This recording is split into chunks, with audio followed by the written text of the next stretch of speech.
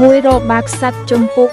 29ខ11អោព្រះយេហូវ៉ាអើយភាពដ៏ធំនិងព្រះចេស្តាសេរីល្អជ័យជំនះនិងទេជីនូភាពនោះសុទ្ធតែជារបស់ផងទ្រង់បិទគ្រប់ទាំងអស់ដែលនៅលើមេឃនិងនៅផែនដីជារបស់ផងទ្រង់អោព្រះយេហូវ៉ាអើយរាជនេះក៏ជារបស់ផងទ្រង់ដែរហើយទ្រង់បានដំកើងឡើងជាប្រធានលើទាំងអស់ខគម្ពីរប្រចាំថ្ងៃសូមព្រះប្រទានពរ